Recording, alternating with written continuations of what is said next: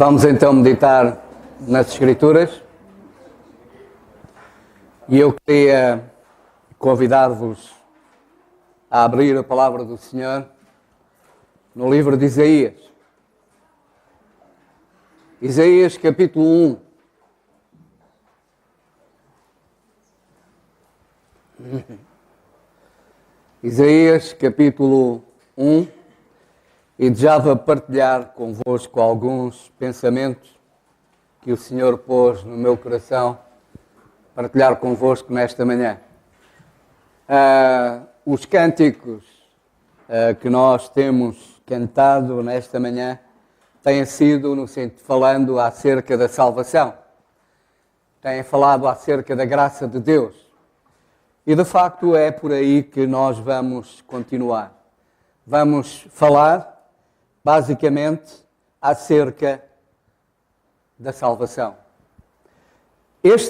Neste capítulo, eu estou neste momento a ler este livro de Isaías e acho que cada um de nós deve procurar diariamente ler um evangelho, um livro, lê-lo, mas ir lendo e ir meditando versículo a versículo naquilo que o Senhor tem para nos transmitir. E neste capítulo, Deus fala acerca do seu povo. A ideia geral, aquilo que Deus fala acerca do seu povo, não é de facto nada agradável. Mas atenção que e como eu disse, esta análise feita ao povo é feita por Deus. Não é feita por nenhum homem. Se fosse feita por algum homem, então ela poderia ter falhas, porque nós não sabemos tudo. Por isso é que nós temos que ter muito cuidado quando falamos acerca dos outros. Porque a nossa análise, a nossa apreciação acerca dos outros pode estar muito enganado. Temos de ter muito cuidado, porque nós não sabemos a fundo e com clareza o que se passa na vida dos outros. Às vezes nem na nossa, quanto mais na dos outros. E por isso, nós como não temos um conhecimento claro e profundo das coisas, temos de ter muito cuidado quando fazemos isso, quando falamos dos outros, porque podemos inclusivamente estar a causar graves problemas a alguém. Mas neste caso concreto, diz o versículo 2 do capítulo 1 de Isaías: ouvi, ó céus, e presta ouvidos tu, ó terra, porque fala o Senhor. Não é nenhum homem que vai falar, é o Senhor que vai falar. E quando Deus fala, é requerida toda a atenção. Deus diz, presta atenção ao céu, à terra, tudo. Tudo tem que prestar atenção àquilo que o Senhor diz. Porque é o Senhor, o Deus Todo-Poderoso, o Criador dos céus e da terra. É Ele que vai falar. E quando Deus fala, nós temos que estar atentos à sua voz. Aliás, a Escritura diz-nos que quando entrarmos na presença do Senhor, estejamos mais disponíveis para ouvir do que para falar. Nós precisamos muito mais de ouvir do que falar. Precisamos muito mais de ouvir e ouvir a palavra de Deus. Ouvir a voz de Deus. E, portanto, o Senhor chama a atenção de todos. Eu vou falar. Eu quero a vossa atenção. E da mesma forma, o Senhor, nesta manhã, Ele vai falar. E por isso, cada um de nós esteja atento àquilo que o Senhor tem para dizer. Porque é importante para ti, para mim. É importante, de facto, para nós. E aquilo que o Senhor vai dizer em relação ao seu povo é isto. Diz o versículo 2, ouvi aos céus e presta ouvidos tu, ó terra, porque fala ao Senhor. Criei filhos, exaltei-os, mas eles prevaricaram contra mim. Eu criei filhos. Eu dei-lhes tudo. E o que é que eles fizeram? Pecaram contra mim. Desobedeceram. Eu criei-os. Eu dei-lhes tudo quanto eles precisavam. E o que é que eu recebi em troca? Ingratidão. Pecado. Ou seja, desobediência. Diz, versículo 4. Ai da nação pecadora. O que o Senhor recebeu foi pecado. Foi desobediência. Diz, versículo 4. Ai da nação pecadora, do povo carregado de iniquidade, da semente de malignos, dos filhos corruptores. Deixaram o Senhor, blasfemaram do Santo de Israel, voltaram para trás. Portanto, este povo que Deus criou, a quem Deus deu tudo, o que é que Deus recebeu em troca? Desobediência, pecado, rejeição. Foi isto que o Senhor, de facto, recebeu. E este povo, que Deus amava e ao qual Deus havia dado tudo, tornou-se em algo que, diz o versículo 6, desde a planta do pé até à cabeça, não há nele coisa sã, senão feridas, inchaços e chagas podres, não espremidas, nem ligadas, nem nenhuma delas amolecida com óleo. Aquilo que este povo se havia tornado era algo que não tinha ponta a ponta se lhe pegasse. Desde a sola dos pés, desde a planta dos pés à cabeça, tudo era mau. Tudo era mau. Não havia nada de bom neles. Não havia nada de bom. Não havia nada em que o Senhor se pudesse alegrar. Não havia de nada novo que o Senhor pudesse dizer que era bom. Tudo era mau. Aquele povo era mau. Diz o versículo 16, lavai-vos, purificai-vos, tirai a maldade dos vossos atos diante dos meus olhos, cessai de fazer o mal. O que eles faziam era mal aos olhos de Deus. Portanto, estes que Deus criou, ao qual Deus deu tudo, quanto eles precisavam, tornaram-se em algo terrível. Tornaram-se em algo que o Senhor diz que não havia nada de bom. Desde a planta dos pés à cabeça, nada havia de bom. Mas, irmãos, passemos para Romanos. Romanos, capítulo 3.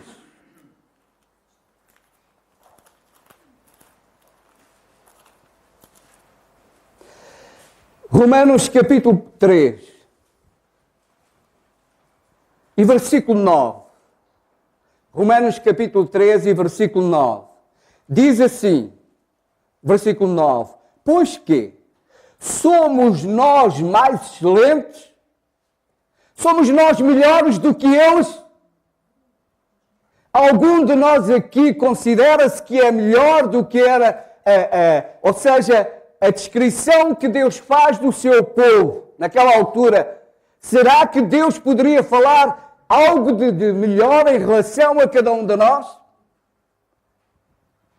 Somos nós mais excelentes? Somos nós melhores?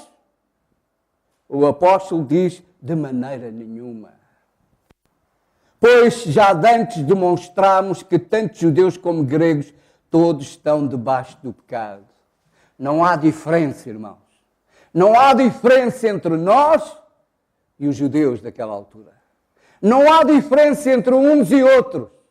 Todos são pecadores. Ninguém é melhor do que o outro. Todos pecaram. Os judeus pecaram, desobedeceram, foram criados, Deus os criou, Deus lhes deu tudo o que precisavam. E o que é que eles fizeram? Desobedeceram, rejeitaram, desprezaram o Senhor.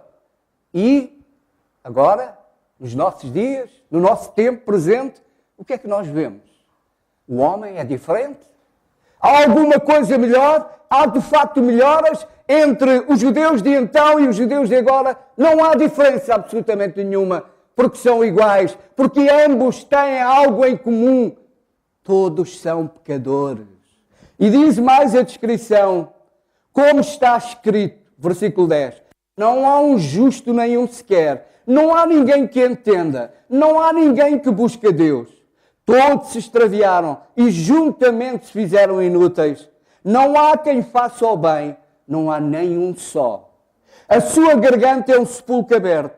Com a língua tratam enganosamente. Peçonha de áspides está debaixo dos seus lábios. Cuja boca está cheia de maldição e amargura. Os seus pés são ligeiros para derramar sangue. Em seus caminhos há destruição e miséria. E não conheceram o caminho da paz.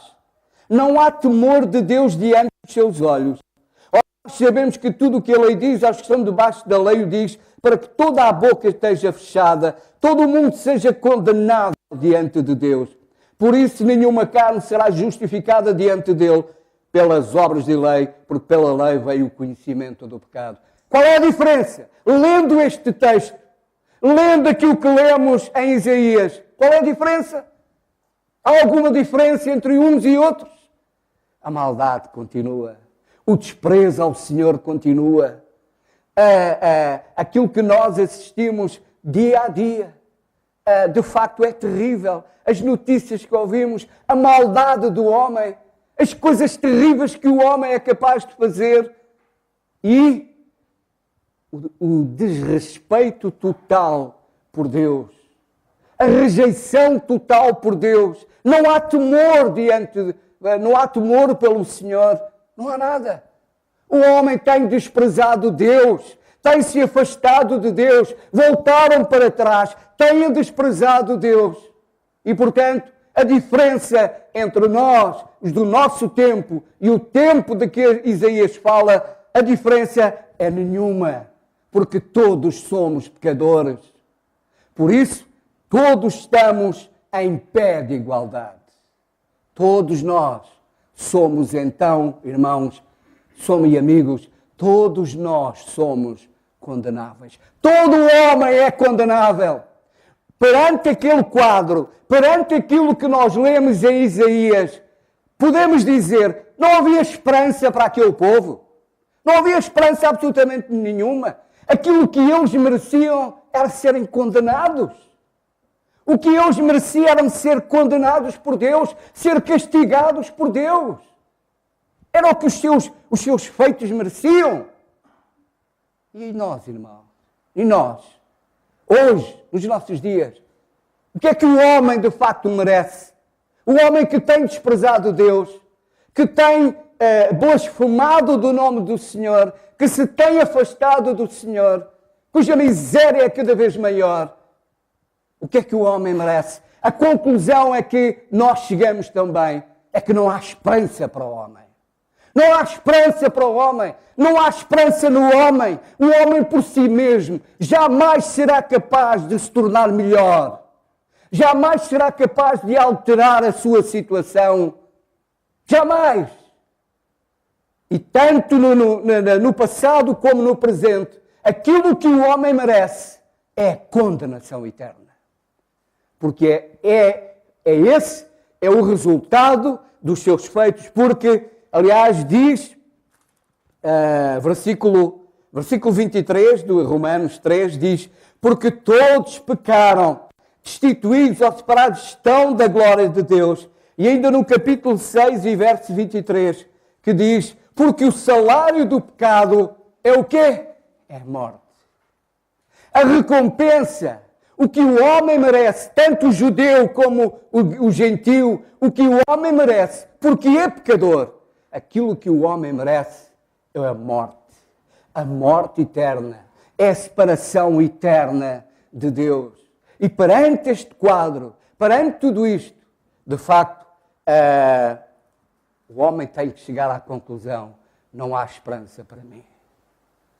O apóstolo Paulo, ele, no capítulo 7 de Romanos, ele chega à conclusão, diz ele no capítulo 7 e versículo 24, miserável homem que eu sou.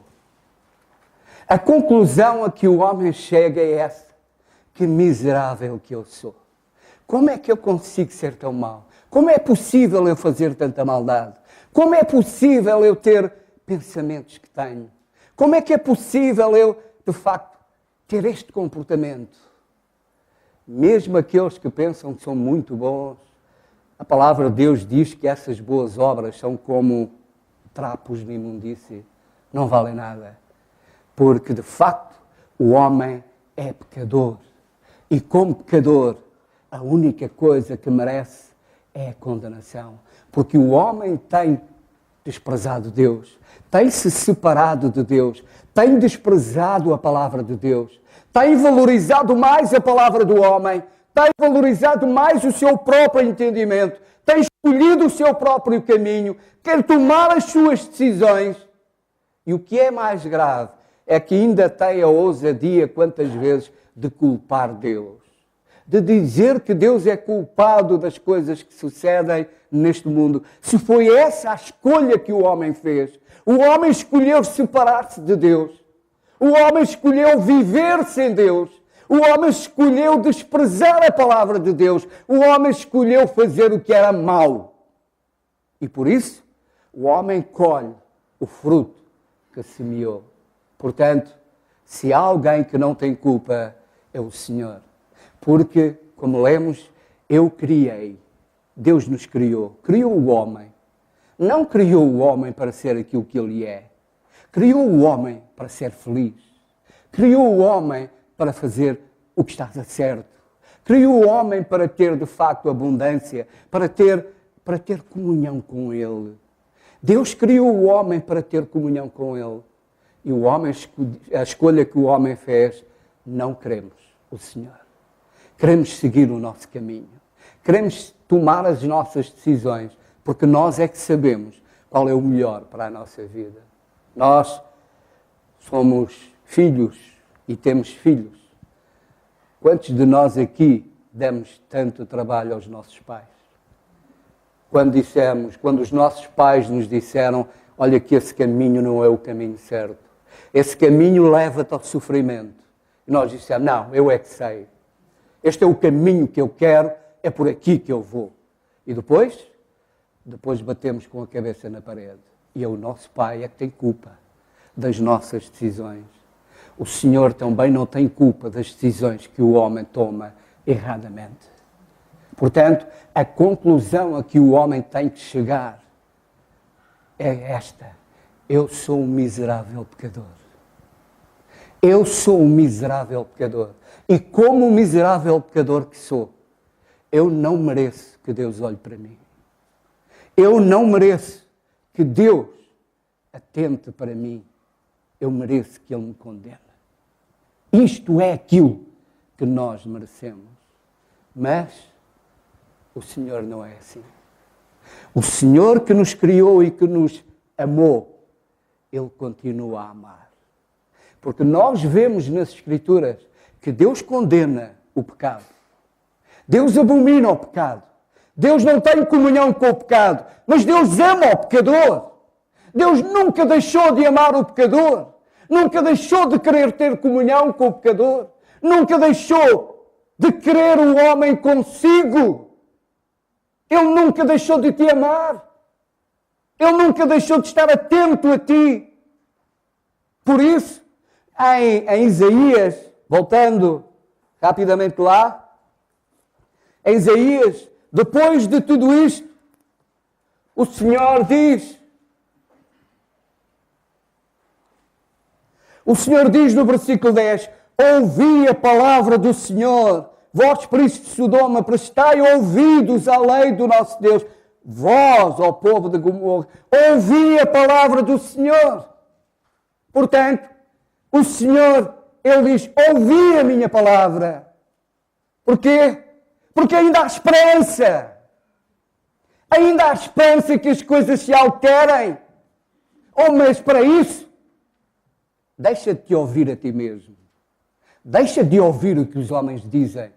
Ouve o que Deus diz. Ouve a palavra do Senhor.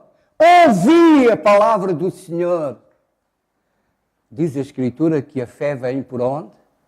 Vem por ouvir a palavra do Senhor. Portanto, o Senhor diz, ouvi a palavra do Senhor, ouvi a minha palavra. E depois diz, versículo 18, vinde.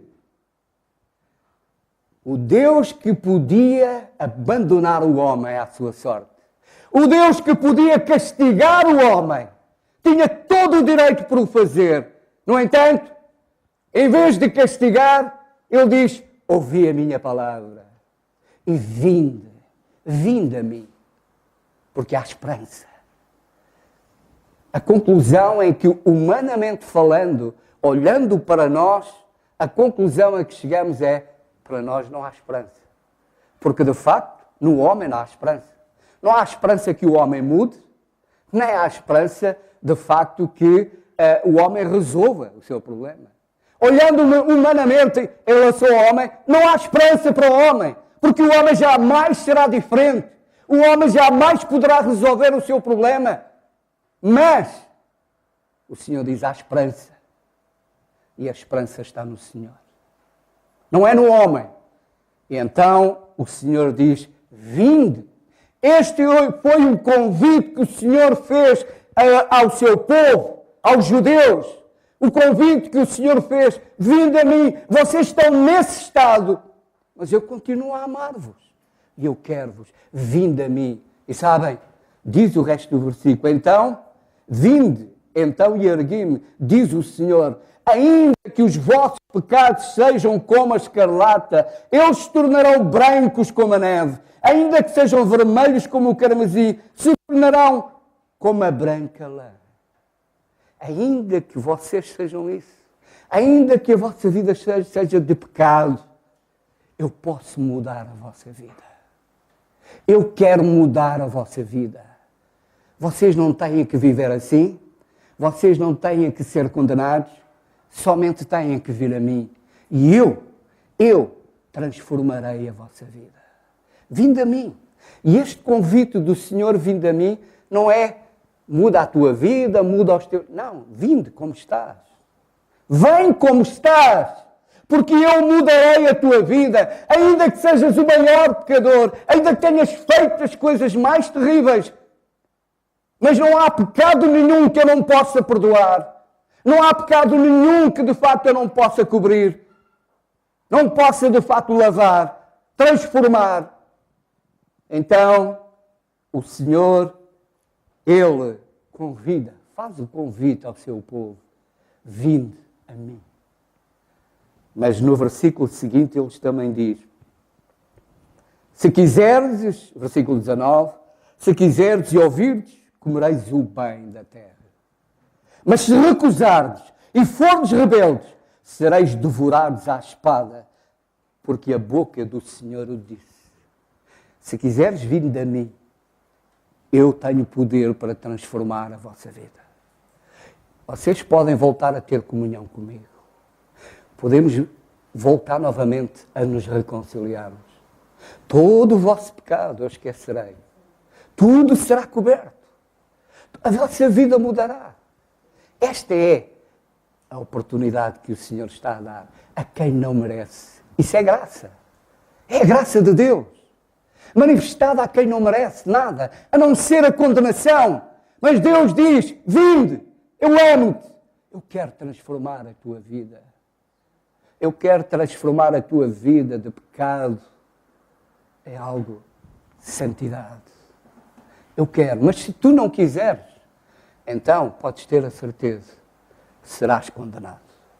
E o versículo, o Senhor o disse, ou seja, a palavra do Senhor jamais mudará. E quando Ele diz que aqueles que o rejeitam serão condenados, podemos ter a certeza que assim será. Podemos ter a certeza que aqueles que vêm a Ele, a sua vida será transformada, a comunhão com Ele será restaurada e tudo mudará. Mas aqueles que o rejeitarem podem ter a certeza que serão condenados. Em Efésios, no capítulo 2, Efésios, no capítulo 2, e versículo 12, diz-nos assim: porque naquele tempo estavas sem Cristo, separados da comunidade de Israel, estranhos aos concertos da promessa, não tendo esperança e sem Deus no mundo.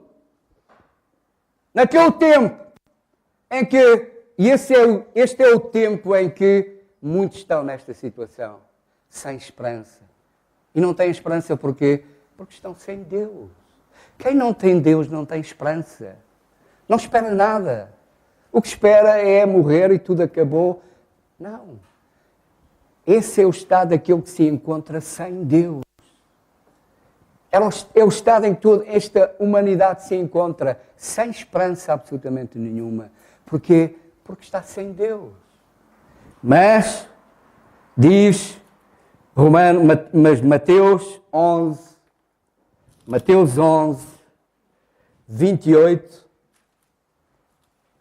diz assim: o Senhor Jesus Cristo, vinde a mim, todos os tais cansados e oprimidos, e eu vos aliviarei. Vinde a mim. O Senhor fez o convite no passado àqueles que andavam mal, dizendo: vinde. E o convite do Senhor se tem mantido até o dia de hoje. Vinde a mim, vós que estáis cansados, que estáis sem esperança, que estáis desesperados, que tens pavor da morte, porque não sabes o que te espera do outro lado. Vinde a mim. Todos os estáis cansados e eu vos aliviarei. Encontrareis descanso. Ou seja, há esperança. Há esperança. E a esperança está em quem? Não é no homem. A esperança está no Senhor Jesus. Ele é a nossa esperança. Portanto, este é o convite que o Senhor faz ainda hoje. E a cada um que estamos aqui. Eu não sei qual é a relação que cada um que está aqui tem com Deus. Se continua afastado de Deus, ou se já tomou a decisão mais importante da sua vida, que foi reconhecer que é um pecador. Um miserável pecador. E como tal merece ser condenado. Mas reconhecer que Jesus foi condenado em seu lugar. Jesus, o Senhor Jesus Cristo, Ele pagou o preço. Ele pagou o preço. E um preço tão elevado. O castigo que deveria cair sobre mim, caiu sobre Ele. Ele morreu na cruz por ti. Por isso, hoje, aí, no teu lugar, se ainda não tomaste esta decisão, toma agora. E diz: Senhor, eu creio que Tu morreste na cruz por mim. Eu creio que Tu és o meu Salvador. Eu creio em Ti, Senhor. E se o fizeres, a palavra de Deus diz: estás salvo. Avançando, Romanos 5.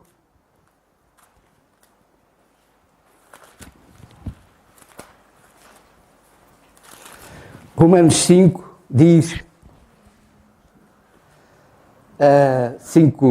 8, diz: mas isto, nós temos falado naquele prisma de que não há esperança, não há solução para o homem, no homem, mas quando lemos aqui mas, este mas é muito importante, significa mudança, significa que as coisas podem mudar.